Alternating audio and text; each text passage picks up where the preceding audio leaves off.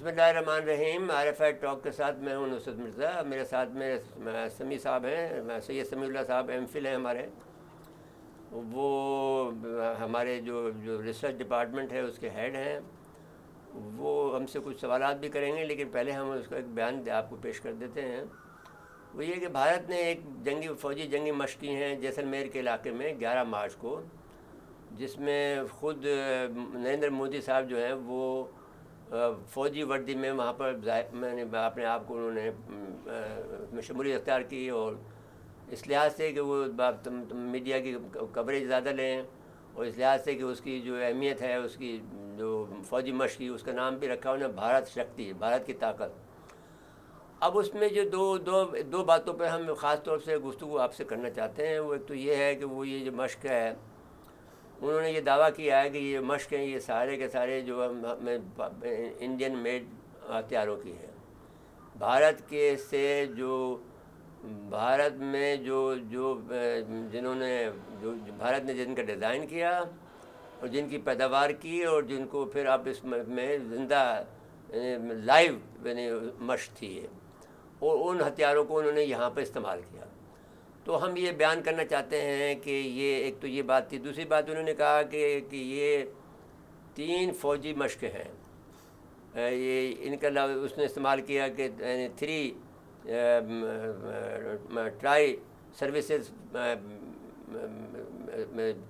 Exercise है। ये try यानी तीन कौन सी? फ़िज़ाई, बहरी और बर्री। ये बात भी गलत है, ये बात गलत है। अब हम ये बात इस पर तबसरा करना चाहते हैं। पहली बात तो ये है कि जो हथियार उन्होंने इस्तेमाल किए हैं वो मेड इन इंडिया नहीं थे। एक बात हम सरासर से कह रहे हैं।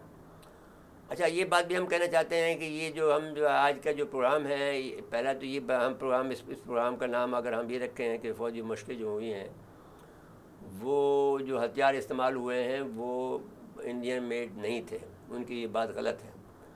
दूसरी बात जो मोदी ने कहा कि ये ट्राई सर्विसेज एक्सरसाइज हैं, तीनों अफवाज की मुसल्लह, असल में ये लैंड यानी बर्री फ़ौज की जो है मशक़ें थी। और अगर ट्राई थी तो फिर पहले या इससे पहले एयरफोर्स की जो मशक़ हुई थी उसमें क्या हुआ था? तो जो पहले वाली जो मशक़ थी वो बर्री फ़ौज की थी। उसको भी कहा गया कि उसमें बर्री फ़ौज के लोग शामिल थे, लेकिन जो बर्री फ़ौज में कुछ हिस्सा जो फ़िज़ाइया का होता है वो उसमें शामिल था, और बर्री फ़ौज के लोग उसमें एज ए विटनेस मौजूद थे। लेकिन ये एक्सरसाइज जो थी वो टोटली जो थी वो लैंड की एक्सरसाइज थी, ऑब्ज़र्वर के तौर पर वहाँ मौजूद थे। दो बातें हुई। तीसरी बात जो हम ये कहना चाहते हैं कि वो उन्होंने फ़ौजी वर्दी में शामिल हुए हैं, तो ये भारतीय दानिशवरों का ये कहना है कि भारत के वज़ीर-ए-आज़म नरेंद्र मोदी जो हैं वो शो करने के आदी हैं, वैसे ड्रामाबाजी करते हैं वो लोग। असल में उन्होंने कोई बड़ी बात इस मशक़ में नहीं की है जिससे कि ये मालूम हो कि इंडिया हालत तैयारी में है। शोबाजी कर रहे हैं कि हमारे पास ये है, हमारे पास वो है, और झूठी बातें कर रहे हैं कि वो मेड इन इंडिया थे। हमें ये कहना है बशरा सदर के साथ में वो मेड इन इंडिया नहीं थे, डिज़ाइन उनका मेड इन इंडिया नहीं था। अब हम एक एक करके उनको लेंगे, लेकिन पहले तो ये जो बात, जैसे कि इंडिया की फ़िल्मों में आप देखते हैं कि एक आदमी ऐसा होता है कि वो किसी की मदद करने जाता है तो वो 100 के करीब जो है आदमियों को जो मार डालता है, और फिर इसके बाद में वो अब जिसको भी बचाना होता है, रेस्क्यू करना करके चला जाता है, उसको खराश भी नहीं आती। तो यहाँ तो ऐसा किस्सा नहीं होता है। ये बात ये है कि ये नहीं, हम ये कह रहे हैं कि ये जो मशक़ थी वो दिखावा थी, मुकाबले की नहीं थी। ये एक किस्म का, जिसे आप कहा जाए कि आप ग्रे एरिया में आप काम कर रहे हैं, तो आपका गोला एक जगह पड़ना चाहिए था लेफ़्ट साइड पर, आपने साहब उसको राइट साइड पर डाल दिया, तो आप किस तरह से वो फ़ौजी मशक़ हो सकती है? तो ये है बात। अब आप पूछना चाहते हैं सवाल कि भाई बिस्मिल्लाहिर्रहमानिर्रहीम। सर, मैं इन्हीं बातों को थोड़ा सा मज़ीद वज़ाहत से पूछना चाहूँगा। जैसे आपने कहा सर कि भारत शक्ति मशक़ों में उनके हथियार वो भारतीय साख्ता नहीं थे, तो फिर कौन से हथियार किस मुल्क के और कौन से इस्तेमाल हुए? एक तो पहली बात तो ये है कि हम इसमें एक सवाल तो ये भी आता है, इसमें पहले हम ये कह दें आपका सवाल के जवाब से पहले हम ये बता दें कि फ़ौजी वर्दी में आना पहले किसी वज़ीर-ए-आज़म ने, हमारे यहाँ तो हुआ कि हमारे यहाँ तो बहुत से सिविलियन, जैसे वो चीफ मार्शल भुट्टो साहब जुल्फ़िकार भुट्टो बन गए, बिल्कुल, लेकिन इंडिया में कभी नहीं हुआ कोई फ़ौजी वर्दी के अंदर जो है वो आया हो। हमारे यहाँ भी शायद ऐसा कभी नहीं हुआ कोई फ़ौजी वर्दी में आया हो। मुमकिन है जुल्फ़िकार अली भुट्टो आए हों तो आए हों, मुझे नहीं मालूम है, याद है मुझे, लेकिन कभी भी कोई आदमी सिविलियन जो है फ़ौजी वर्दी में नहीं आता।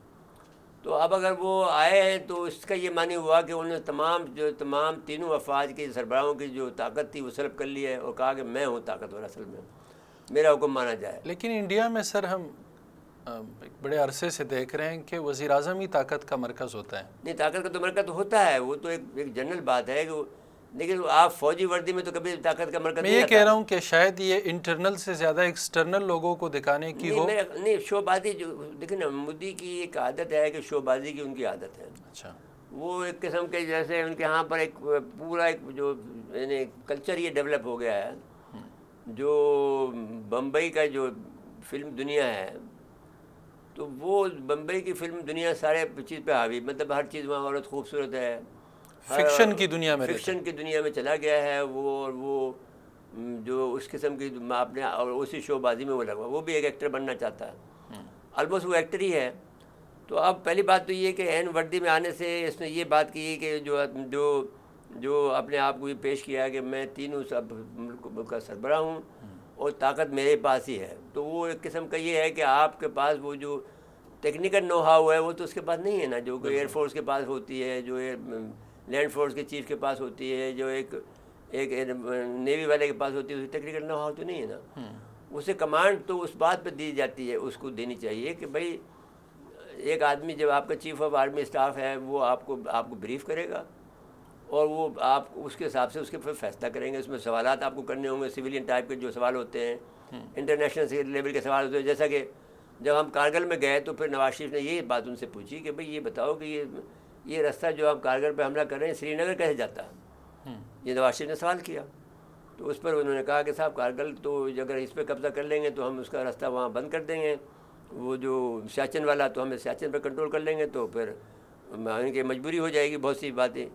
लेकिन कारगिल के अंदर तो फिर मामला हमारे लिए अच्छा नहीं पड़ा, क्योंकि हमने एक तो अपनी पोजीशन वाज़ेह नहीं की कि हमारी फ़ौजें लड़ रही हैं वहाँ पर। उन्होंने कहा कि साहब वो आ गया वहाँ का सेंटकॉम का कमांडर, वो कहा साहब हम बताएं आपको कौन लड़ रहा है, हम आपको यहीं पर दिखा देते हैं। तो फिर इसको चुप होना पड़ा इसको।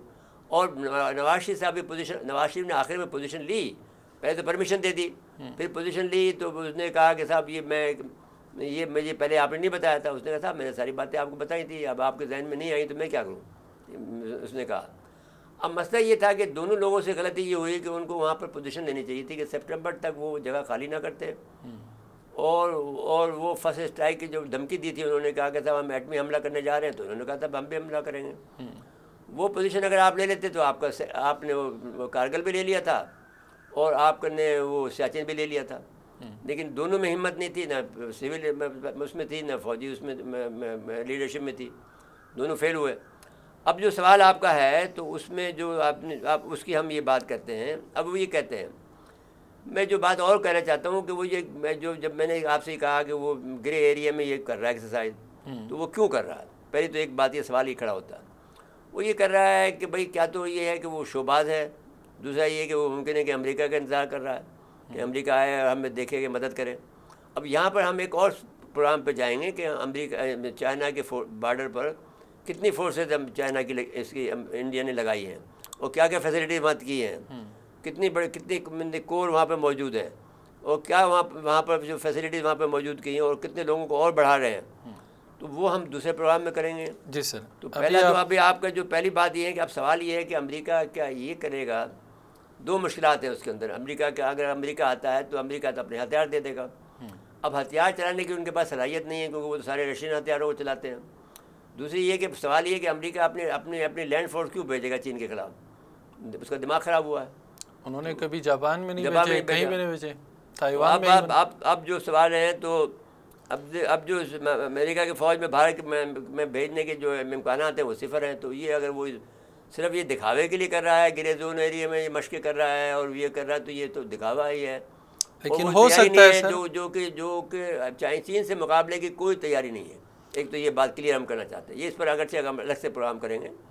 लेकिन क्या हो हुआ गया सकता कि जो भारत, चीन और भारत के दरिया सरहदी जो पोजीशन है उस पर हम बात करेंगे। इंशाल्लाह। चीन से मुकाबले की उनके पास कोई तैयारी नहीं है, उस पर एक अलग से प्रोग्राम करेंगे। और अभी जो आपका सवाल है उस पर आ जाते हैं। अगर आप इसको देख लें कि पहली बात तो ये होगी, एक पहला ले लें उनका जो है कि एक अर्जुन टैंक की बात कर लेते हैं। उन्होंने सबसे पहले अर्जुन टैंक दिखाया। अर्जुन टैंक बेशक उनका बना हुआ है, लेकिन वो इतना भारी है कि जैसे सफ़ेद हाथी हो। वो यानी जो जो सरहदें हैं लद्दाख के अंदर या अरुणाचल प्रदेश में, वो 5,000 किलोमीटर 5,000 मीटर से लेकर 5,000 फीट से लेकर और 10,000 फीट तक की सतह, समंदर की सतह से बुलंद है। वहाँ पर अर्जेंट जो है जैसा टैंक जो है वहाँ पर पहुँच ही नहीं सकता, मूव नहीं कर सकता। तो वो चीन के लिए आप तैयारी के बाद हम जो कर रहे थे उसमें ये बात आ गई कि अर्जेंट टैंक, तो ये और पाकिस्तान के अंदर जब वो अगर अर्जेंट टैंक पाकिस्तान में घुसने की कोशिश करेगा, कुछ इससे सराई इलाके से घुस जाएगा, कोई मदारी इलाके से घुस जाएगा, लेकिन कुछ ऐसे पुल आते हैं जहाँ से नहीं गुजर सकता, जैसे BRB का पुल है, जब नहीं गुजरेगा तो वो उसमें चला जाएगा, दरिया के अंदर चला जाएगा।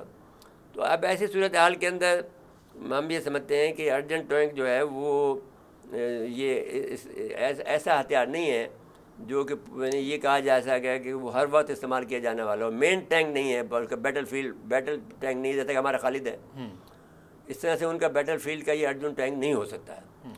दूसरी जो बात उन्होंने कही है वो बात ये कही है कि साहब हमने जो हथियार इस्तेमाल किया है, विजर के 9 आर्टिलरी की गन इस्तेमाल की है, जिसकी रेंज जो ये कहते हैं कि ये हमारी बनाई हुई है, अगरचे ये गलत है।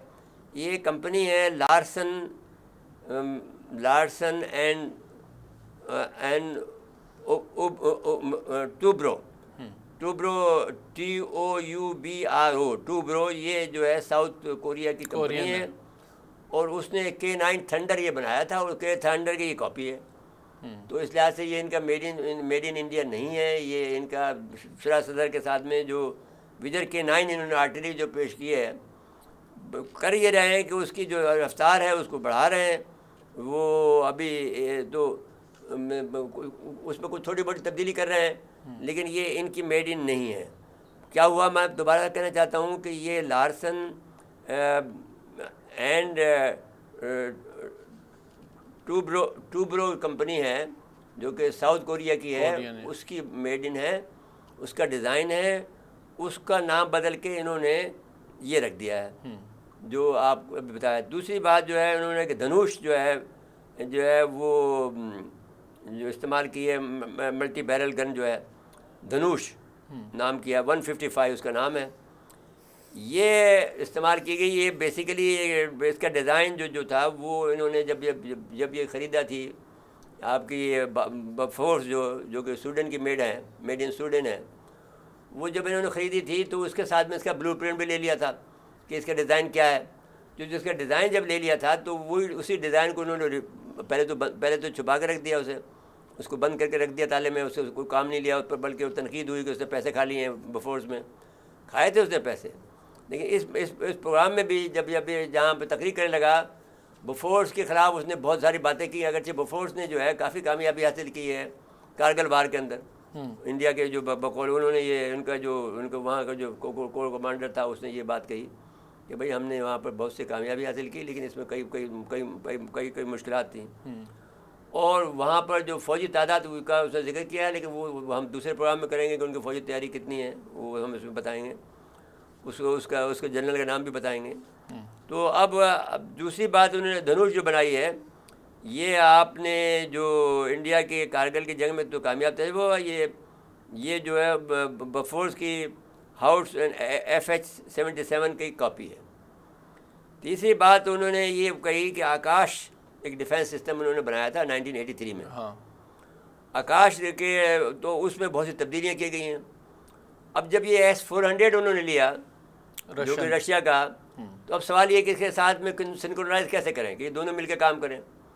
तो दोनों मिलकर काम करने की सलाहियत नहीं रखते हैं, क्योंकि ये बहुत पुराना 1983 का है और इसमें तो बहुत तब्दीलियाँ की गई हैं। तो उसके अंदर जो सिंक्रोनाइजेशन है, उनके अंदर जो इंटरफेस है दोनों के दरमियान में, वो बनता नहीं है। तो इस लिहाज से ये जो बात ये लोग आकाश की बात कर रहे हैं वो बिल्कुल फेल हो रहा है। और धनुष की जो बात हम आपसे ये भी कहना चाहते हैं कि ये धनुष जो है वो 39 कैलिबर की है, अब ये 45 कैलिबर मैंने वो जो थी बिफोर 39 कैलिबर की थी, ये 45 उसको बना दिया है उन्होंने। अब इसके लिए ठीक है सर, डिज़ाइन इतना पुराना है जिसकी कोई हद नहीं है, तो वो डिज़ाइन और S-400 आपस में नहीं लगा खाते हैं, उनका मैच नहीं होता। फिर अब इन्होंने तीजा एयरक्राफ्ट का जिक्र किया। तीजा एयरक्राफ्ट जो है वो वैसे भी बिल्कुल बेकार एयरक्राफ्ट है, और फौरी तौर पर जो है जो जैसे ही 11 या 12 अगस्त हुई है, 13 अगस्त हुई, वो जहाज़ गिर गया, एक जहाज़ गिर गया ऑलरेडी, उस पर इंक्वायरी बैठी हुई है, उससे पता चल जाएगा कि तीजा की सलाहियत क्या है। तो तीजा की सलाहियत भी अगर आप देखा जाए तो इतनी ख़राब है कि जिसकी वजह से हम ये कह सकते हैं कि वो कोई कामयाब नहीं है। चौथा जो बात कह रहा है वो ये कह रहा है कि जो पनिका एक मल्टी रॉकेट लॉन्चर है, वो भी कहते हैं कि हमारा बनाया हुआ है पनिका इनका नहीं है बल्कि रशियन से लिया है। जब ये फेल हो गए बार बार, मल्टी बैरल जो है रॉकेट है ये, तो ये वो रशिया से उन्होंने ख़रीदा है। उसका कंपनी का नाम हमें याद नहीं है, समझ नाम है रॉकेट लॉन्चर, उससे लिया है, उसका एस से उनका नाम आता है। तो अगर आप ये सारी चीज़ों को अगर हम देखें तो हम ये देखते हैं कि ये हम आज साबित करना चाहते हैं कि इंडिया ये बात झूठ कह रहा है कि उनका जो उन्होंने असला इस्तेमाल किया जैसलमेर पर पाकिस्तान के करीब जो सरहद में किया है वो मेड इन इंडिया था, तो वो गलत बात है, मेड इन इंडिया नहीं था। सिर्फ ये शोबाजी कर रहा है, और उसकी जो सलाहियत है वो भी यानी तीजा की और उसकी जो हम अर्जुन टैंक की वो हमने आपको बताई है। इसके अलावा जो धनेश और उसकी जो आकाश का जो बदला वो बताया आपको। फिर हमने वाजिर का बताया आपका, विजर के 9 जो आर्टिलरी है, गन है, बिल्कुल उसका बताया, वो भी कॉपी है। तो बहरहाल अब सवाल ये है कि वो कॉपी भी है, लेकिन वो बहरहाल लड़ाई तो कर सकती है, लेकिन बहरहाल ये कहना हमें सिर्फ ये साबित करना है कि वो जो कुछ भी कह रहे हैं कि हर चीज़ ये भारत शक्ति है, वो भारत शक्ति नहीं, वो गलत है। भारत शक्ति नहीं है, वो इम्पोर्टेड है, ये इम्पोर्टेड है। और ये भी याद रखें, आज भी 2024 में भी जो रिपोर्ट आई है सिपरी से, वो रिपोर्ट ये कहती है कि सब दुनिया में सबसे ज़्यादा जो इंपोर्ट करने वाला मुल्क है, जो बाहर से सामान हरब ख़रीदता है, यानी असला जो सब ख़रीदता है, वो इंडिया है। तो इससे साबित होता है कि ये सब झूठ बोल रहे हैं कि मेड इन इंडिया इस पोजीशन में नहीं है। जैसा कि हम F-17 थंडर बना सकते हैं या हम दूसरे और जहाज़ और चीज़ें बना सकते हैं, वो ये पोजीशन में नहीं है। अच्छा सर, आपको नहीं लगता है कि ये पूरी शोबाजी वो सिर्फ और सिर्फ इलेक्शन कैंपेन के तौर पर चला रहे हैं? इलेक्शन कैंपेन के चला रहे हैं, लेकिन कुछ लोग कुछ संजीदा किस्म के जो इंडिया के जो एंकर भी हैं, लिखारी भी हैं और दानिश्वर भी हैं, फ़ौज से जिनका ताल्लुक है, जो फ़ौजी माहिरीन है, उनका ये कहना है कि something is going to happen और Modi is trying to make it happen. जैसे कि आपको याद होगा कि जब हम रशिया ने अफ़गानिस्तान पे हमला किया तो 2 साल तक हमने तना मुकाबला किया था, और उनके 20 जहाज़ हमने गिराए थे, मार गिराए थे। आपको याद होगा, पिछले प्रोग्राम में हम कर चुके हैं। बिल्कुल 20 यानी आप एक जहाज़ नहीं। रशिया वालों को शौक़ था कि हमारे यहाँ हम समझते थे कि हम बेकार लोग हैं, लेकिन दुनिया को ये नहीं मालूम था कि बेहतरीन फ़िज़ाइया हमारी मौजूद है। तो उनके जहाज़ को पहले हमने आपसे एक दफ़ा ये कहा था, तो इस तरह से हम गिराते थे उनको, इस तरह से उसका एंगल लेते थे कि उसको वो जो अगर वो गिरे तो हमारे साइड में गिरे, मेरे बल्बा गिरे, उसके हमें अंजर पंजर हम उसके फ़ोटो ले लें और फिर उसके बाद में रशिया के हवाले कर दें उसके मलबे को। और उसका उनका जो पायलट था तो फ़ौरन छोड़ देते थे कि भाई हमें पायलट, तो हमें क्योंकि एज जनेवा कन्वेंशन ये है कि उसकी बदनामी नहीं करनी है, उसको चुपचाप से आपको देना है। इनको अमेरिका को जब ये इस पर एतराज़ हुआ है, इसको भारत को, कि जनेवा कन्वेंशन की हमने खिलाफ वर्जी की, तो ये कहा कि साहब उसे मारा है, फिर उसको अब उसको वीडियो पे दिखाया है, टीवी चैनल पे दिखाया है, तो ये जनेवा कन्वेंशन की खिलाफ वर्जी है। तो वो बात भी गलत है। लेकिन जब आपको वो आपको मैसेज जो दे रहा है कि चाहे फैंटास्टिक, तो वो भी तो आपको मैसेज दे रहा था ना आपको, हैं दैट इज़ फैंटास्टिक। तो उसका मतलब ये था कि हमारा रवैया अच्छा है, जो कुछ भी उनके कोड वर्ड है उसको वो डिकोड करें, बट मीनिंग तो बाई देर बाई कि हमने जो ये बात भी उसकी गलत साबित हुई। मतलब झूठों के पलंदा है। जैसे F-16 को मारा, खुद F-16 कंपनी ने कह दिया कि भाई हमारा कोई जहाज़ नहीं गिरा। सारे लोगों ने कह दिया कि साहब इन्होंने, अच्छा अब उसकी टेल के ऊपर हर एक का नंबर मौजूद होता है, तो वो सारी टेल हमें दिखा दी कि भाई देखो लोग देख लो, उस पर सब सारे फॉरेन कंट्रीज दिखा दी, सब ने रद्द कर दिया। इनकी एक बड़ी सपोर्टर थी जिसका मैं मद्दा भी था, वो इंडिया गई और इंडिया जाकर उसने सबके मुंह पे कहा तुम झूठ बोलते हो, ये बात गलत है कि तुमने F-16 गिराया। इसके बाद भी उसको जो है बहुत मेडल दे दिया इस आदमी ने। यानी इसके तरह यानी ड्रामाबाज आदमी है। तो मोदी से ड्रामाबाज आदमी जो कहा वो उसने ये कहा झूठा है, वो बात भी हम तस्लीम कर लेते हैं। आइंदा जो हम करेंगे वो प्रोग्राम में जो कि ये होगा कि इंडिया ने चीन की सरहदों पर कितनी फ़ौजें लगाई हैं और 10,000 जो फ़ौजी निकाले हैं ये भी क्यों निकाले हैं और कहाँ से निकाले हैं, ये प्रोग्राम है। नाज़रीन किराम, इसके बाद इजाज़त लेते हैं। अल्लाह हाफ़िज़।